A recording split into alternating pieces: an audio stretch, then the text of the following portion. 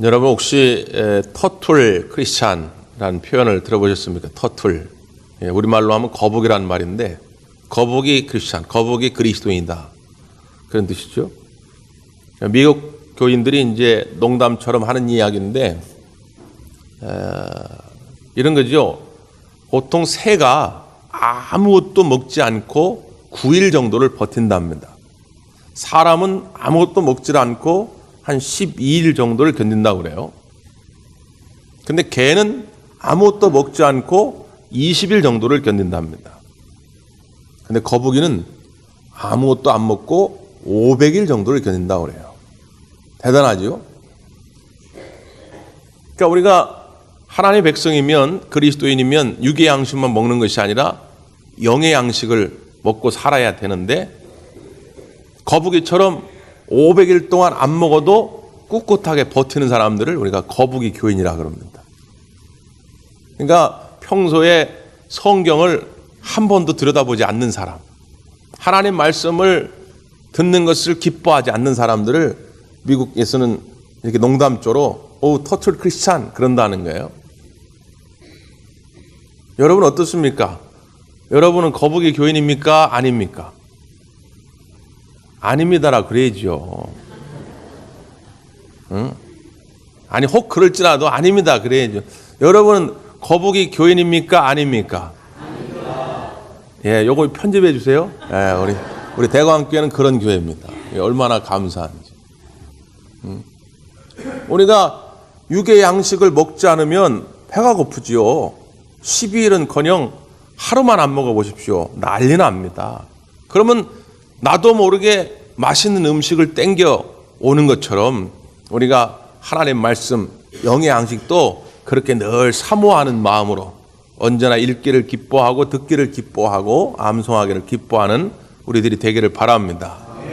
성경을 가까이 하면 참 유익함이 있어요. 오늘 특별히 우리가 성서주일로 지킵니다.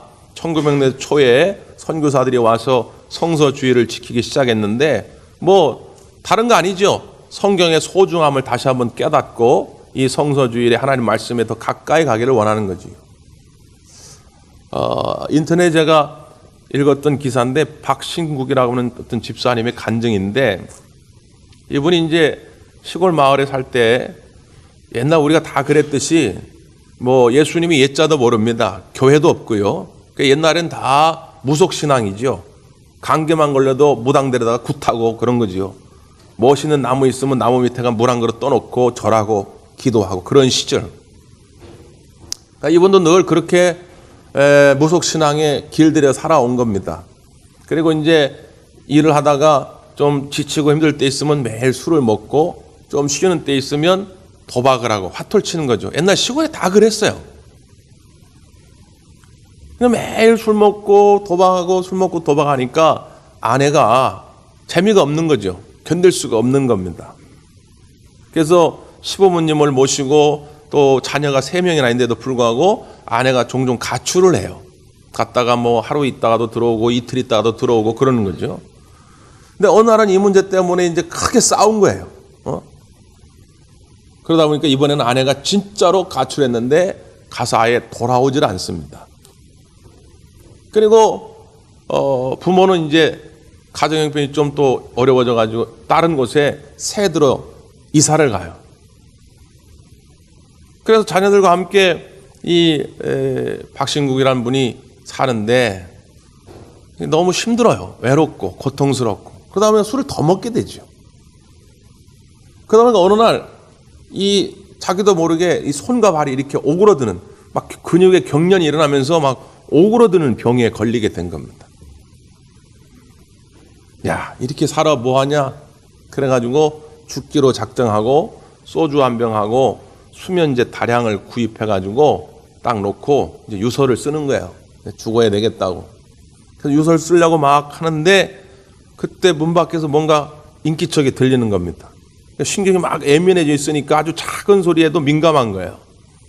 그래서 뭔가 하고 나가봤더니 사람은 온데간데 없고 문 앞에 무슨 전단지 하나가 이렇게 떨어져 있는데 그걸 이렇게 쳐다보고 한 30분을 읽고 또 읽고 또 읽고. 왜? 난생 처음 들어보는 말들로 가득한 거예요. 자기들은 지금까지 뭐 무당, 굿, 절간 뭐 이런 거는 많이 들어봤는데 그 전단지에 뭐가 쓰여있냐면 하나님, 예수님, 교회, 구원 뭐 이런 단어인데 난생 처음 들어보는 단어들로 가득한 것이죠. 근데 읽어도 이게 뭔 말인지 이해가 안 되는 거예요. 그래가지고 궁금해가지고 가져와가지고 그 전단지에 교회 전화번호가 하나 있는데 그냥 무작정 전화를 건 거예요. 여보쇼, 내가 지금 약 먹고 죽으려다가 갑자기 인기척이나 나가보니까 사람은 없고 이게 있어가지고 내가 전화 한번 해보는 건데 여기 나온 도대체 하나님은 뭐고 교회는 뭡니까? 그러니까 이제 전화 받은 분이 뭔가 막 설명을 하지 않겠어요? 근데 설명 아무리 들어도 뭔 말인지 알 수가 없는 거예요. 아, 이거 됐다고 난 지금 죽으려고 그러니까 끊으라고 그때 끊은 겁니다. 그리고 이제 유서를 다 쓰고 이제 약봉지를 털어 넣으면 되는데 약봉지를 딱 들고 차마 이제 이게 용기가 안 나는 거죠. 한 5분 동안 들고 있는데 자꾸 이 전단지 내용이 떠오르더라는 거예요. 하나님, 뭐 교회, 예수님, 구원. 이게 뭘까 도대체. 그래서 다시 전화를 건 겁니다. 그랬더니 전도사님이 받았는데 선생님 그러지 마시고 죽지 마시고 조금만 기다려달라. 내가 가겠다. 그래서 차를 타고 10km가 넘는 거리를 불이 났기 전도사님 오신 거예요. 그리고 한 2시간 동안 쫙 설명을 해주는 거죠. 이제 하나님은 어떤 분이고 예수님은 어떤 분이고 우리가 어떻게 구원을 받아야 되고 막 설명을 하는데 뭔 말인지 하나도 못 알아듣겠더래요. 그래서 그냥 담배만 뻐끔뻐끔 피고 있었다는 거죠. 근데 전사님 하여튼 열심히 2시간 동안 설명을 하고 그냥 가신 거예요. 근데 가시면서 선생님 무슨 말인지 못 알아듣겠더라도 제가 이 성경을 주고 갈 테니까 꼭 이 성경을 읽으십시오. 구약은 좀 어려우니까 신약 성경 마태복음부터 그냥 이해가 안 돼도 좋으니까 그냥 읽으시라고. 그리고 성경 하나 주고 간 거예요. 그래서 그게 뭔가 도대체 이게 신약이 뭔가 하고 이 성경을 읽기 시작한 거죠. 그렇게 마태복음부터 그냥 쭉 1시간 정도를 뭔 말인지는 모르는데 그냥 1시간 정도를 쭉 읽어가는데 놀라운 것은 죽음에 대한 생각이 없어지기를 시작하면서 이 오그라들었던 손과 발이 펴지기를 시작하더라는 겁니다. 놀라운 경험을 하게 된 거예요. 그렇게 한 2달 동안 몸이 부드러워지는 경험을 한 것입니다. 그리고 2달쯤 됐는데 꿈에 어떤 노인이 나타나가지고 이리 오라고. 그래가지고 다가왔더니 그 노인이 자기를 이렇게 안아주는데 진짜 자기의 그 오그라졌던 모든 몸이 다 펴지는 그런 느낌을 받게 됐더라는 거예요.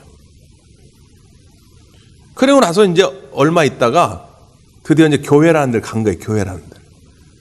교회를 딱 갔는데 너무너무 놀란 게 뭐냐면 교회 딱 가는데 그 꿈속에 나타났던 노인이 딱 있더라는 거예요. 그래서 전도사님한테 이거 누구냐고 이분이. 그때 이분이 바로 예수님이라고 그런 거예요. 예수님 사진이 딱 걸려있는데 그 사진 속에 걸려있는 예수님이 자기가 꿈속에 봤던 그 노인과 너무 비슷하더라는 거예요. 그래서 그분은 그때부터 하나님의 말씀을 그냥 잘 이해를 못해도 그냥 읽기 시작합니다. 그러면서 자녀들이 교회 나오길 시작하고 부모님과도 같이 결합하게 되고 그리고 연락이 끊겼던 아내하고도 다시 연락을 하게 됐더라는 거죠. 여러분 성경을 가까이 하고 하나님 말씀을 가까이 하는 이들에게 하나님의 놀라운 이적들이 역사들이 나타날 줄 믿습니다. 지금 내가 이해할 수 있느냐 내게 유익함이 있느냐 이런 걸 따질 때가 아니에요. 그저 하나님 말씀은 하나님 말씀대로 우리가 존중해 드리고 그 말씀을 먹으면 그게 우리에게 큰 힘이 되는 거지요. 약이 되는 겁니다.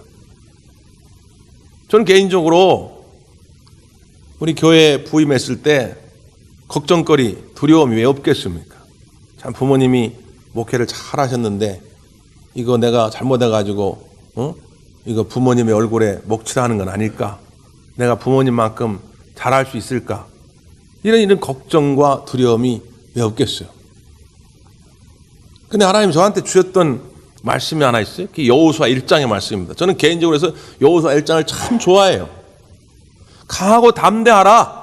누구도 너를 해하지 못할 것이다. 내가 모세와 함께한 것처럼 너와도 함께할 것이다. 내가 너를 떠나지도 아니하고 버리지도 아니할 것이다. 여호수아의 고민이 꼭 저의 고민이었거든요. 모세는 나이도 많고 경험도 많고 좋아하는 사람들도 많고 카리스마도 있고, 그래서 모세가 그렇게 40년을 이끌었는데 여호수아는 이제 젊어요. 경험도 없고 아는 것도 별로 없고 자기가 잘할 수 있을까 걱정하는데 하나님 나타나셔가지고 야 걱정하지 마. 내가 모세와 함께해서 모세도 그렇게 큰 일을 한 거야. 내가 너와도 함께 할 것이니까 너도 모세처럼 큰 일꾼이 될 것이다. 저는 힘들 때마다 늘 그 말씀을 묵상해요. 여러분 우리가 이 성경책 전체를 다 암송할 수는 없겠지만 여러분도 그런 말씀을 한두 군데 찾아놓으면 늘 암송해 놓으면 어둠의 권세가 몰려올 때에 말씀으로 이겨낼 줄 믿습니다. 저도 저희 집에 그 약이 모여져 있는 서랍이 있어요. 거실에 TV 있는데 밑에 보면 약이 있어요. 거기는 우리 식구들이 다 압니다. 손이 비면 피나면 밴드가 거기 있는지, 어디 삐면 말이지 파스가 거기 있는지, 뭐 소화가 안 되면 소화제가 있는지 그걸 다 알아요. 위급할 때 얼른 가서 그 약을 찾거든요. 그러니까 우리가 성경 말씀을 늘 그렇게 암송해 두고 마음속에 담아두고 있으면 우리의 영혼이 병들 문제가 와도 걱정할 게 없어요. 왜? 그 하나님 말씀은 못 고치는 병이 없습니다. 그 하나님 말씀으로 다 어둠의 권세를 이겨낼 줄 믿습니다. 우리 예수님도 그래요. 우리 예수님도 평소에 마음속에 두고 있는 말씀이 있었어요. 오늘 말씀 가운데 보면 예수님이 해당에 들어가십니다. 해당에 들어가니까 이런 표현이 있죠. 우리 한번 16절 한번 읽어보세요. 16절 17절까지 시작.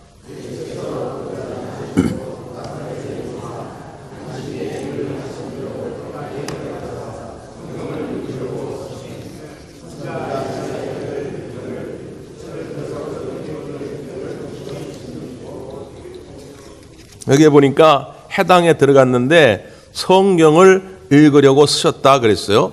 그러니까 당시에는 이제 어떤 그 풍습이 있었냐면 내가 만약에 좋아하는 성경 구절을 사람들 앞에서 낭독하고 싶거나 또 지난 한 주간 동안에 예를 들어서 받은 은혜의 말씀들 간증할 게 있을 거 아닙니까? 그러면 미리 이제 해당장에게 요청을 하는 거예요. 나한테 시간을 좀 달라고. 그럼 이제 해당장이 허락을 하면 누구든지 나와가지고 자기가 좋아하는 성경 구절을 낭독할 수가 있고 받은 은혜들을 간증할 수가 있습니다. 그러니까 예수님이 아마도 미리 요청을 해놓으신 것 같아요. 그래서 해당에 와서 기회를 얻은 것입니다. 그래서 이사야서를 갖고 왔다는 거예요. 그러니까 이게 무슨 말이냐면 지금은 말이지 기술이 발달해가지고 창세기부터 요한계시록까지 우리가 딱 한 권으로 돼 있잖아요. 근데 이건 지금 기술이 발달해서 종이가 좋아서 그런 거고 옛날에는 양의 가죽이나 이런 나무 가죽에다가 성경을 썼는데 이사야만 해도 두루마리가 이만큼이에요. 그러니까 사람이 이렇게 어깨에 메고 다녀야 돼. 이사야만 가지고도. 그러니까 성경이 두루마리 형태로 쫙 있는 거예요. 모세 오경하고 선지서들이 쫙 이렇게 있어요. 그러면 그 중에 딱 이렇게 두루마리를 이고 오는 거예요. 이사야서를 드렸다는 거예요. 그럼 이사야서가 많이 있는데 그 가운데 예수님께서 택하여 읽으신 말씀이 이사야서 61장의 말씀입니다. 이사야서 61장의 말씀의 핵심은 이거예요. 19절 말씀. 주의 은혜의 해를 전파하게 하려 하심이라. 은혜의 해. 이게 이사야서 61장의 핵심 주제입니다. 은혜의 해가 무슨 뜻이냐? 이스라엘 백성들에게 있는 희년의 사상입니다. 희년. 희년은 뭐냐면 안식년은 7년이 안식년이죠. 7년. 7년째가 안식년입니다. 근데 그 7년이 7번, 77에 49, 7번이 지나고 그 다음에 50년째가 희년입니다. 그러니까 희년이 되면 어떤 일을 해야 되냐면 모든 것을 다 자유하게 해야 됩니다. 어떤 사람이 우리 집에 노비로 끌려왔어요. 그 노비로 한 20년 일했습니다. 근데 희년이 맞이했잖아요. 그럼 그 노비를 아무 조건 없이 풀어줘야 됩니다. 자유하게 해야 됩니다. 어떤 사람이 빚을 못 갚아가지고 강제로 그 사람의 땅을 뺏어왔잖아요. 그 땅을 내 걸로 삼아가지고 한 10년 가지고 있었을지라도 만약에 희년이 딱 다가오면 그 땅을 원래 주인께 돌려줘야 됩니다. 그러니까 지금의 경제적 관념으로 생각하면 이해할 수 없는데 하나님이 모세에게 이 율법을 주신 이유는 어차피 모든 것은 다 하나님 것이라는 거예요. 내 건 없다는 거예요. 하나님 것이니까 우리가 함께 더불어 살자는 거죠. 그 신년사상은 자유와 해방의 은혜를 경험하는 시간입니다. 그러니까 그러니까 예수님이 우리 가운데 오신 이유가 뭐냐? 그런 은혜의 해를 선포하러 오셨다는 거예요. 이거를 말씀하고 싶었던 거죠. 그래서 오늘 이 말씀을 듣는 사람들에게 예수님이 이렇게 말씀합니다. 21절 한번 읽어보세요. 21절 시작.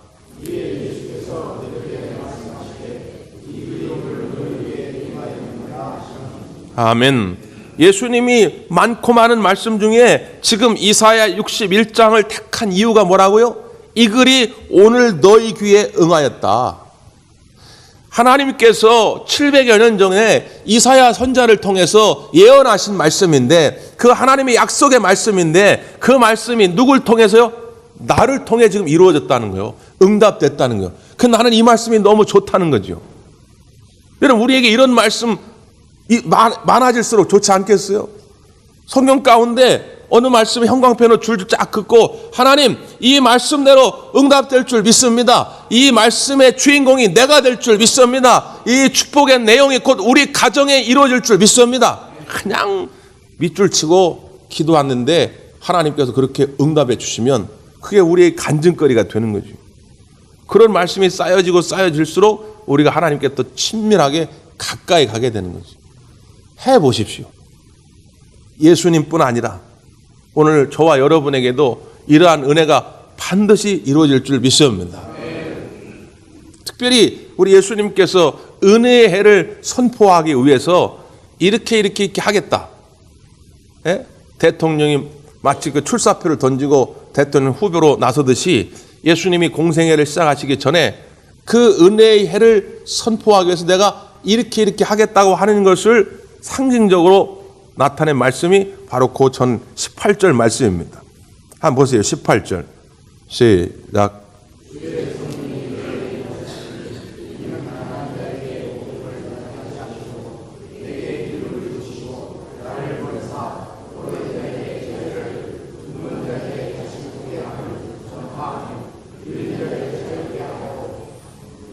아멘. 가난한 자에게 복음을 전하고 포로된 자에게 자유를 주고 눌린 자를 자유케 할 것이다. 그리고 제가 오늘 이번 주에 특별히 주목하고 싶은 말씀은 눈먼 자에게 다시 보게 함을 전파할 것이다. 이게 이제 우리를 자유하게 하시는 우리 예수님의 계획이죠. 근데 이 말씀 가운데 제가 오늘 주목하는 눈먼 자를 다시 보게 한다. 이게 만약에 육적인 눈이 먼 것만 얘기한다면 우리는 해당 사항이 없죠. 최소한 우리 교회에는 나오신 분 가운데 예전에는 한 분 계셨는데 지금은 없죠. 육신의 눈이 멀어가지고 앞을 보지 못하는 분이 없습니다. 그러면 이 말씀은 나랑은 관계없는 건가? 아니죠. 이 말씀에 좀 더 깊은 의미를 알려면 요한복음 9장의 말씀을 좀 우리가 생각해 볼 필요가 있습니다. 그냥 제가 한번 읽어 드릴 테니까요. 요한복음 9장 1절 2절 말씀인데, 예수께서 길을 가실 때에 날 때부터 맹인된 사람을 보신지라 제자들이 물어 이르되 랍비여, 이 사람이 맹인으로 난 것이 누구의 죄로 인함이니까? 자기니까 그의 부모니까? 우리가 잘 아는 요한복음 9장은 실로암 연못가에 가서 예수님이 명하신 대로 진흙으로 눈을 비빌 때에 깨끗이 고침받은 그 사건입니다. 근데 지금 이 요한복음 9장에서 예수님이 하시고 싶은 말씀은 뭐냐면 단순히 육신의 눈이 뜨였다 이게 아닙니다. 지금 이 제자들을 비롯한 당시 유대인들의 사고, 이 잘못된 관념을 예수님이 고쳐주고 싶은 거죠. 자, 지금 눈먼 자가 있습니다. 근데 제자들이 예수님께 물어요. 저 사람이 눈이 먼 것이 저 사람 죄 때문입니까? 아니면 저 사람의 부모의 죄 때문입니까? 이게 물은 거지요. 예수님이 이렇게 대답합니다. 예수께서 대답하시되 이 사람이나 그 부모의 죄로 인한 것이 아니라 그에게서 하나님이 하시는 일을 나타내고자 하심이라. 본인의 죄도 아니고 부모의 죄도 아니고 뭐 때문에요? 하나님의 일을 나타내시고자 그렇게 됐다는 거예요. 무슨 이야기냐? 세상은 끊임없이 우리의 죄를 들추기를 원합니다. 마귀의 또 다른 이름이 뭐냐면 참소자입니다. 거짓말할 참, 고소할 소, 참소자. 마귀는 계속 고소해요. 이놈은 나쁜 놈이다. 이렇게 죄 많은데 네가 무슨 구원을 받냐? 네 하는 꼬락선을 봐라. 네가 무슨 교회 집사냐? 잡사지. 네가 뭔 권사야? 네가 어떻게 천국을 가? 사탄은 끊임없이 우리를 정죄합니다. 계속 죄를 들춰내요. 그게 마귀가 하는 일이라 그 말이에요. 근데 우리 예수님은 죄를 들춰내러 오신 분이 아니라 그 죄를 다 짊어지시고 죽으시고 우리를 구원하시려고 오신 줄 믿습니다. 부족하고 별 볼 일 없는 우리들을 통해서 우리 예수님은 하나님의 귀한 일꾼으로 세우시려고 오셨다 그 말이에요. 그 미켈란젤로가 어느 날 길을 가다가 눈이 번쩍 뜨인 거예요. 어떤 돌을 보고 어느 집의 정원 모퉁이에 대리석 하나가 이렇게 버려져 있는데 눈이 번쩍 뜨인 거예요. 그래가지고 대문 가서 두드린 겁니다. 주인님, 저 돌을 나한테 파시오. 그랬더니 그 주인이 아니 저 쓸모없는 돌, 버린 돌을 갖다가 뭐 하려고 사가냐고. 그러니까 이 미켈란젤로가 그게 아니라 저 돌 속에 천사가 있는데 내가 저 천사를 좀 자유하게 해주고 싶다. 그런 표현을 썼다는 거예요. 실제로 미켈란젤로가 그 돌을 가져가니까 그 돌 안에서 정말 위대한 작품들이 이제 많이 나오는 거죠. 저는 우리 예수님께서 우리 가운데 오셔서 죄 속에 갇혀서 아무 쓸모없는 인생, 그냥 냄새만 나, 생각하는 것도 냄새, 말하는 것도 냄새, 썩은 송장의 냄새만 나는 우리들, 그런 우리들을 우리 예수님이 오셔서 존귀한 존재로 삼아주시고 하나님 나라의 귀한 일꾼으로 삼아주신 줄 믿습니다. 그게 예수님의 관점이에요. 제자들과 당시 유대인들의 그런 관점을 깨고 싶었던 거죠. 그래서 예수님이 덧붙인 말씀이 있어요. 요한복음 9장 5절인데 내가 세상에 있는 동안에는 세상의 빛이로다. 예수님이 뭐가 되셨다고요? 세상의 빛이 되셨다는 거예요. 요한복음엔 곳곳에서 이게 등장합니다. 요한복음 12장 46절 나는 빛으로 세상에 왔나니 물은 나를 믿는 자로 어두움에 거하지 않게 하려 함이로라 말씀합니다. 아하, 그렇구나. 그냥 육체적인 눈이 먼 것을 뜨게 하는 것, 이게 예수님의 본질적 사역이 아니라 내가 빛이다. 그래서 너희의 영적인 눈이 열려가지고 보이지 않던 것이 보이게 되기를 원하노라. 이게 예수님의 본질적 사역이구나. 이걸 깨닫게 하기 위함이라는 거예요.